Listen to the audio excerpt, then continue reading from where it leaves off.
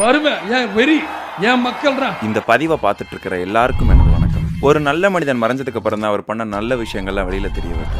Still இன்னுமே பலருக்கு அவங்க பார்க்குற காட்சிகள்ல கேப்டன் இல்லையேன்னு வருத்தப்பட்டாலும் இந்த வீடியோ அந்த மாதிரி இருக்காது. இது அப்படியே விஜயகாந்த் சார் பத்தி வேற ஒரு முகமா இருக்கும். அடிச்சு சொல்ற எல்லாரும் பயங்கரமா ரசிப்பீங்க. இப்போ எல்லாத்தையுமே மறந்து ரிலாக்ஸா பாருங்க.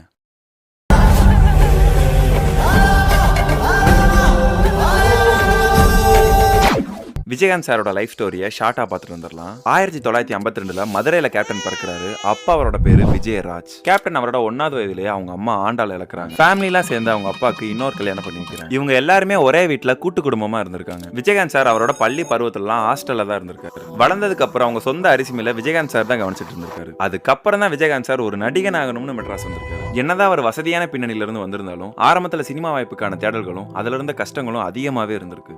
நான் ரைஸ் மில்லேருந்து சென்னைக்கு வரும்பொழுது பொய் சொல்லிட்டு தான் இங்கே வருவேன். நான் ஏறாத வாசல் கரையாது. வரும்பொழுது நல்லா பவுட்ரு பூசிட்டு பஸ்ஸில் வருவேன். போகும்போது நடந்து போகும்.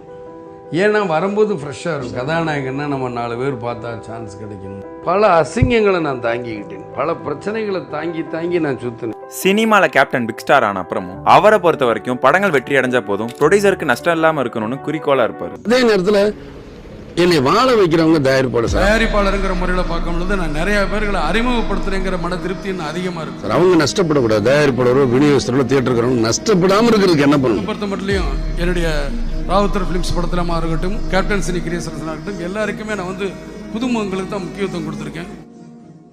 அதுக்கப்புறம் தான் கேப்டனுக்கு அரசியல் வாழ்க்கை ஆரம்பிச்சிருக்கு.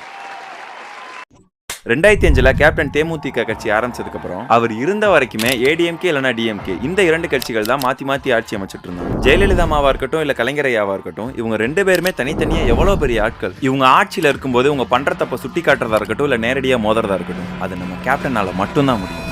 ஐ am hero. My villains is Kalaignar. மை வில்லி இஸ் ஜெயலலிதா.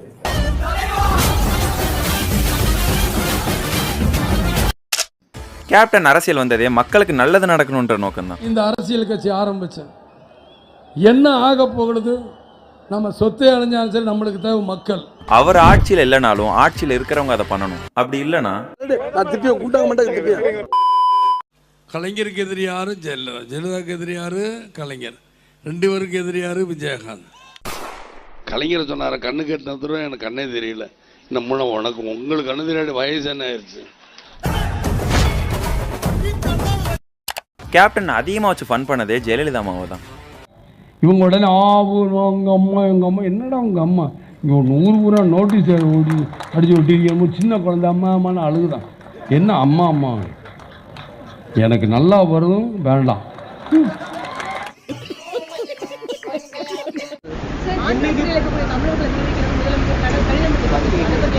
முதலமைச்சர் கடிதம் தான் எழுத முடியும், வேற என்ன எழுதுவாங்க? அதே தான் எழுதி போட்டுக்கிட்டு கடிதம் எழுதுறாங்களா அந்த டைட் ஜூம்பா தான் ஸ்ரீராமஜி என்ன எழுதி.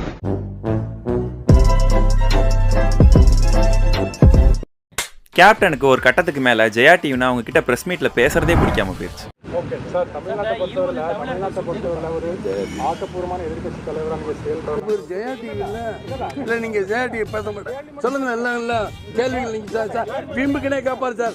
ஜெயா டிவி விம்புக்குனே கேட்பாரு. உங்கள் பேட்டியெல்லாம் வேகமாக தேவையில்லாமல் கெட்டுப்பாரு. நீங்கள் கம்பெனி இருக்கேன் இல்லை, நான் திருப்பியும் கூட்டாக மாட்டேன் திருப்பியும் சார். ஜெயா டிவி கேள்வி நீங்கள் கேட்குற உரிமை இருக்கும்போது எனக்கு பதில் சொல்லணுங்கிற உரிமை இல்லை. எங்கே நீங்கள் பேசுறீங்க? மற்றவங்க டிஸ்டர்ப் பண்ணணும்னா கம்பெனி இருக்க மாதிரியா தூக்கி அடிச்சிடும் பார்த்து. கேப்டன் ஸ்ட்ரெயிட் ஃபார்வர்டா எனக்கு இந்த ஆட்சியே பிடிக்கலன்னு சொல்லியிருக்காரு. யாருக்கு பிடிக்குமா பிடிக்காதான்னு கேட்குறீங்க? ஆட்சி பிடிக்கவே பிடிக்காது. போதுமா? கேப்டன் இவ்வளவு தூரம் பேசுறாருன்னா அவருக்கு அரசியல் ஆழமான புரிதல் இருக்கிறனாலையும் அதே அரசியல நிறைய விஷயம் தவறா நடக்குது, ஆட்சி சரியில்லைன்ற கோபம் தான். இங்கே சுதந்திரமாக யாருமே வேலை பார்க்கறது இல்லை சார். எல்லாம் நெருக்கடி காரணமாக பல்ல கடிச்சிக்கிட்டு ஏதோ காலத்தை ஓட்டிக்கிட்டு இருக்காங்க. தவிர நல்ல அரசியல் நடக்குதுன்னு மாத்திரம் நீங்கள் நினைக்காதீங்க. ஒரு பத்திரிகை என்பது அவங்க நடக்கிற குற்றங்களை சுட்டி காட்டணும். நல்லா சுட்டி காட்டுங்க, தைரியமாக சுட்டி காட்டுங்க. அன்னைக்கு சொன்னவர் தான், இவர் சொல்லாததா? காமராஜரை திட்டாததா? நேரு குடும்பம் தான் ஆளணுமான்னு கேட்டவர் தானே. அவங்க வாரிசே வரணுமான்னு சொன்னவர் தான் இன்னைக்கு இவங்க வாரிசை இவர் கொண்டு வர்றாரு. ஆக நாட்டில் எல்லாமே கண்துடைப்பு நடக்குது சார். எனக்கு சுத்தமாக பிடிக்கிறது. மக்களுக்காக என்ன நீங்கள் குரல் கொடுக்குறீங்க? என்ன உடனே சொல்லுவாங்க சினிமா நடிகை, இவனுக்கு என்ன அரசியல் தெரியும். அவங்க சொல்கிறாங்க, நான் அதை பற்றி நான் சிந்திக்கல. அவங்களுக்கு தெரிஞ்ச அரசியல் அதான், என்னை சினிமா நடிகன்னு சொல்லிட்டு போகலான்ட்டு மக்களை கொள்ளையடிக்கிற அரசியலாக பண்ணிக்கிட்டு இருக்காங்க. அது தப்பு.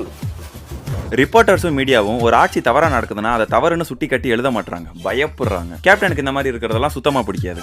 அப்ப அந்த இடத்துல என்ன நடக்கும்?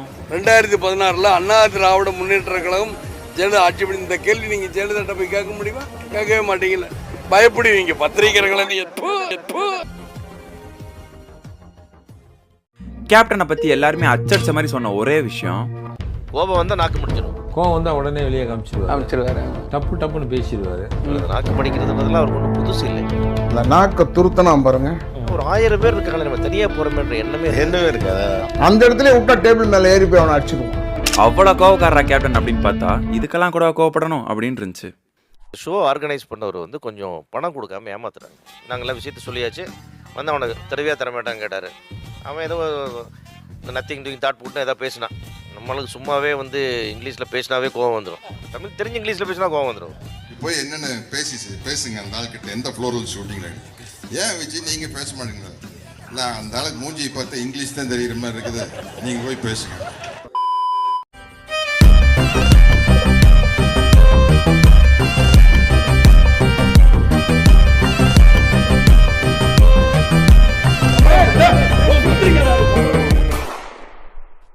நீ என்னன்னால கோபிநாத் அண்ணா சொன்ன விஷயம் பயங்கரமா இருந்துச்சு. கிரவுண்டில் மேடை போட்டு அதில் அந்த திருமணங்கள்லாம் நடக்குது. இவர் இறங்குறதுக்கு வழி ஏற்படுத்துறதுக்கு ஒரு 20 பேர் போய்ங்கிறாங்க. ஏதோ பண்ணி இந்த டோர் அப்படி நவத்தி ஒரு கேரக்டர் கார்லேருந்து குதிச்சு குதிக்கையிலே வேட்டி மடிச்சு தான் இருந்துச்சு. இந்த சைடில் கம்பு ஊனிருப்பாங்கல்ல இப்படி உருவினர். ஆனால் ஒருத்தர் மேலே அடிபடலைங்க. ஒரு பெஸ்ட் ஸ்டண்ட் பர்ஃபார்மருங்கிறது அதுதான். ஒருத்தர் மேலே அடிவில்களை அந்த அதட்டல் மிரட்டல் எப்படி எப்படி எப்படி இப்படி பாயிறார். அப்படியே கூட்டம் அப்படியே தெரிஞ்சு காய்ச்சி பண்ணுறதுங்கிறார். அப்படியே அவ்வளோதான் ஃபுல்லாக ஒதுங்கி ஒத்த ஆள் அப்படியே வர்றாரு. ஒத்த ஆள் யாரும் இல்லை உள்ள. ஆச்சரியமா. இதே மாதிரி ஒரு விஷயம் சிவாஜி சார் இறுதி ஊர்வலத்திலையும் நடந்திருக்கு. அப்பயும் கேப்டன் தான் இறங்கி போய் சம்பவம் பண்ணியிருக்காரு. நீங்க அந்த வீடியோ பார்த்துருப்பீங்க.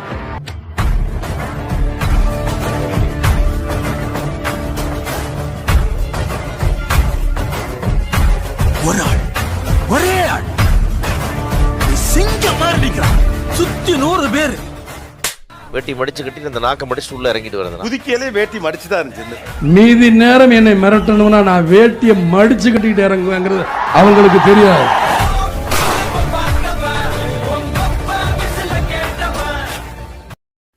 மேடைகள்ல எப்பவுமே விஜயகாந்த் சாருக்கும் கேமராமேனுக்கும் ஒரு பந்தம் இருக்குன்னே சொல்லலாம். வந்திருக்க எல்லாருக்கும் வணக்கம். மேடையில் விட்டுருக்கும் வணக்கம். போட்டாக்கிறப்பருக்கு வணக்கம். ஏன் வந்திருக்க எல்லாருக்குன்னா நீ எல்லாரும் தான் போட்டாக்கிறப்பரு தனித்தனியாக சொல்லக்கூடாது. யாரை விட்டு போயிடலாம், ஏன் என்னை விட்டு போச்சுன்னு சொல்லுவாங்கிறது தான் எல்லாருக்கும் வணக்கம். கேமராமேனோட பேசுறது இங்கே மட்டும் இல்லை, எல்லா மேடைகள்லையுமே. காசு கொடுத்துருங்க. அம்மா சும்மா கூட காசு கொடுத்து தான் கொடுத்துருக்காங்க மக்களே. இல்லை உங்களுக்கு தெரிஞ்ச இப்படி ரொம்ப தூக்கிட்டேன்ல. இன்னைக்கு என்ன வேலை ஏன் இப்படி எந்திரிச்சு இவர் எடுக்கிறாரு போட்டால் கந்து எடுக்கல, நான் தான் தெரியல. தமிழ்நாடு எலெக்ஷன் ஒரு ஸ்டேஜில் விஜயகாந்த் சாரை கேமராமேன்ஸ்லாம் அழுகிற மாதிரி ஸ்டில் கொடுங்கன்னு கேட்பாங்க. விஜயகாந்த் சாரும் கேமராமேனுக்காக அந்த மாதிரி பண்ணுவார். அடுத்தடுத்த மேடைகளில் கேமராமேன்ஸ்லாம் கேப்டன் கிட்ட ஃபோட்டோன்னு கேட்டாலே அந்த விஷயத்த நல்லா ஞாபகம் வச்சு கேமராமேன்லாம் பதற விட்டா இருக்கு.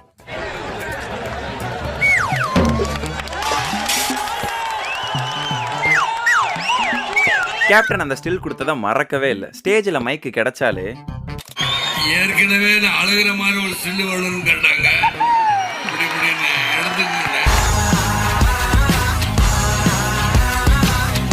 கேப்டன் பல இடங்கள ஜாலியான மனிதர்னு நினைக்கிறேன். இதை பாருங்களேன். 2016 அதிமுக மாற்றா எந்த கூட்டணியில எந்த கட்சி ஆட்சிக்கு வருது அது எனக்கு எப்படி தெரியும்? நான் ஜோசியமா பார்த்துக்கிட்டு இருக்கேன். நான் சொல்றது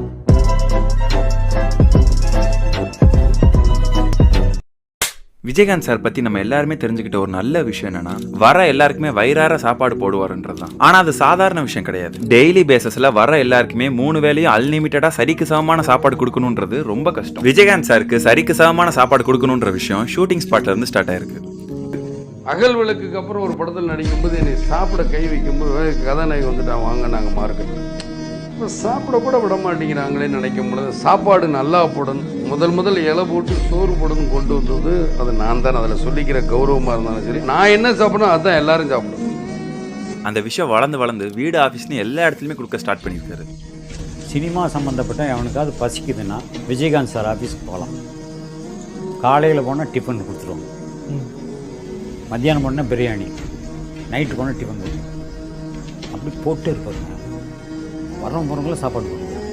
ஜெயபிரகாஷா சொல்றது கேளுங்களேன். ஹோட்டல் லாபியில் நின்று ஃபோட்டோ எடுக்க அவ்வளோ பேர் வந்திருக்காங்க அவரை பார்க்குறதுக்கு, அவர் கூட சேர்ந்து ஃபோட்டோ எடுக்கிறதுக்கு. 8 மணி என்னமோ ஆரம்பித்தார். நான் இறங்கி சும்மா அப்படியே ஒரு நடந்து பார்த்துக்கிட்டு இருக்கேன். மைல் கணக்கில் நிற்குது. இவர் சாப்பிடல, டீ பிரேக் எடுக்கல, எதுவும் பண்ணலைங்க. அப்படியே நின்றுக்கிட்டு ஒவ்வொருத்தரையும் இழுத்து இழுத்து இழுத்து இழுத்து ஃபோட்டோ எடுத்து போய் சாப்பிட்டு போ. இது அது ஒரு முரட்டுத்தனமான ஒரு பாசத்தோடு சொல்கிறது இருக்கு இல்லையா, நைட் வரைக்கும் போச்சு. சாப்பாடு போடுறதை தாண்டி சாப்பிட்றவங்க நல்லா சாப்பிட்றாங்களான்னு கவனிக்கிறது இருக்குல்ல, அதுக்கெல்லாம் அவருக்கு என்ன பேர் சொல்கிறதுனே தெரியல. அவர் தன்னுடையிலே பார்ப்பதை விட அடுத்தவர்களிலே தான் பார்த்துக்கிட்டே இருப்பார். இது அப்படிம்பாரு. பாரு கறியில் பாரு குறையுது, பாரு கூட்டில் பாரு குறையுது, பாரு கீரை கூட்டு வை நல்லா இருக்குது, இப்படி அடுத்தவங்க இலையே பார்த்துக்கிட்டு இருப்பார். கேப்டன் தன்னை பற்றி அவர் சொன்னதை விட அவர் கூட பழகினவங்க அவரை பற்றி சொல்கிறது தான் அதிகம். கேப்டன் அவர்கள் படத்தில் மட்டும்தான் துணை நடிகர்களுக்கும் டெக்னீஷியன்களுக்கும் பூஸ்ட், ஹார்லிக்ஸ், 7 அப்படி கொடுத்து வேடிக்கப்பட்டார். அதாவது கேப்டனை பற்றி யாரெல்லாம் சொல்லணும் அப்படின்னு என்ன வேணாலும் சொல்லலாம், அவரை பற்றி சோரே சொல்லுங்க. நிறைய சாப்பாடு போட்டு எல்லாம் அவ்வளோ பேர் உட்காந்து சாப்பிட்ருக்காங்க. அவர் அலுவலகத்தில் நிறைய பண்ணியிருக்கிறார். சாப்பாடு போடுறதுல மண்ணை என்னென்ன யாருக்கு என்னென்ன சாப்பாடு வேணும், எப்படி வேணும், அவனுக்கு என்ன வந்துச்சு, அவன் சாப்பிட்டானா இவன் சாப்பிட்டானா எல்லாரும் கேட்பாரு. இவரால் நான் நல்லா இருந்தேன், அவரால் நான் நல்லா இருந்தேன் அப்படின்னு சில பேர்த்து தான் சொல்ல முடியும். பல பேர் நல்லா இருந்தது கேப்டனால் மட்டும்தான், அது உறுதியாக சொல்லணும். எத்தனை பேர் படிக்க வச்சிருக்காரு விஜயகாந்த்னு கணக்கு இல்லை சார். அவரால் டாக்டர் ஆனவங்க, இன்ஜினியர் ஆனவங்க, எவ்வளோ படித்தவங்க நிறையா இருக்காங்க. அவரால் உதவி பெற்றவங்க நிறையா இருக்காங்க. அவரே என்ன சொல்லுவார்னா, நான் நல்ல நடிகன்னு பேர் வாங்கிறத விட நல்ல மனிதன் என்னை சொல்லணும்.